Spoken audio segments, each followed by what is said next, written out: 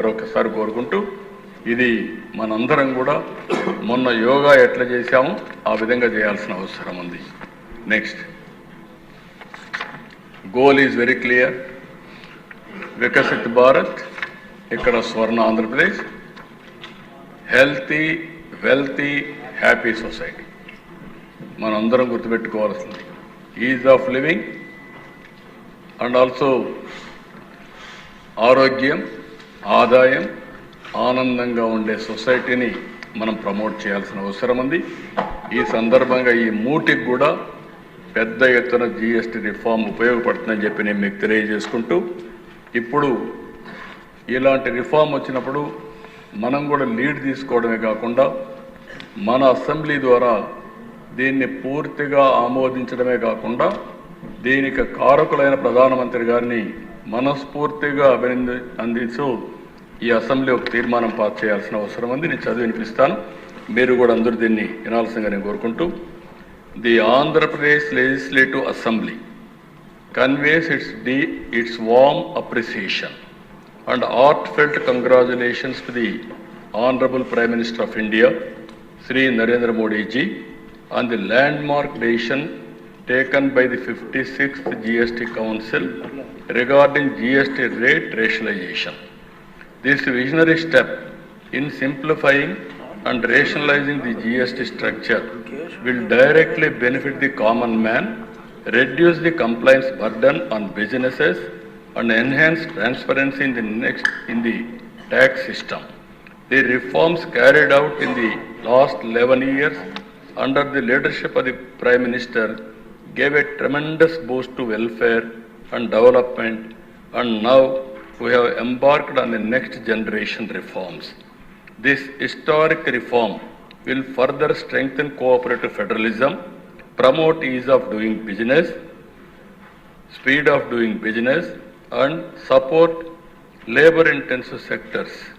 It will boost consumption, drive investment, and contribute to the sustained growth trajectory of our nation's economy.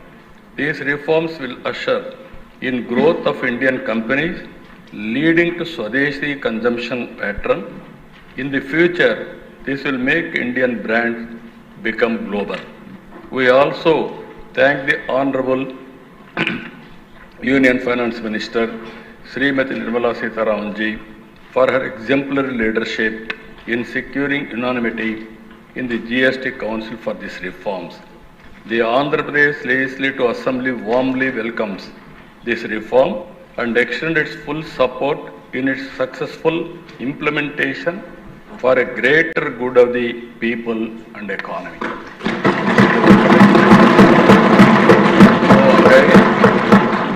మనందరం కూడా ఇలాంటి చరిత్రలో ఒకసారి కొన్ని సంఘటనలు జరుగుతూ ఉంటాయి.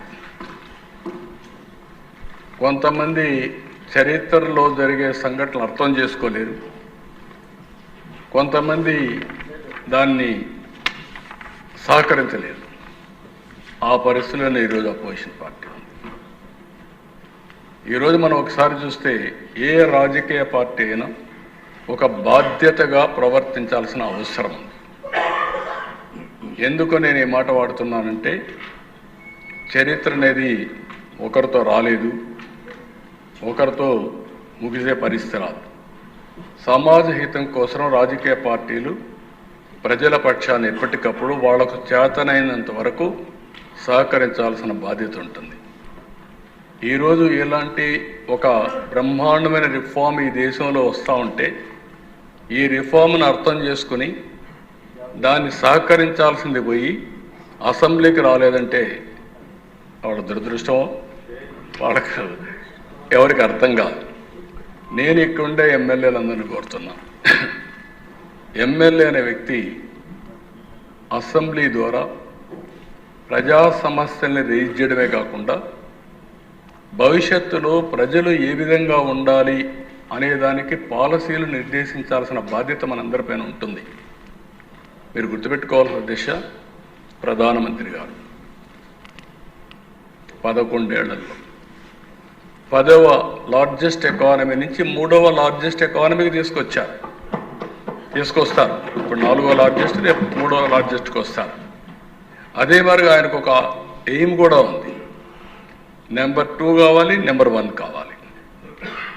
ఒక పబ్లిక్ పాలసీ ఎంత పవర్ఫుల్ అంటే 95 ప్రాంతంలో మనం నాలెడ్జ్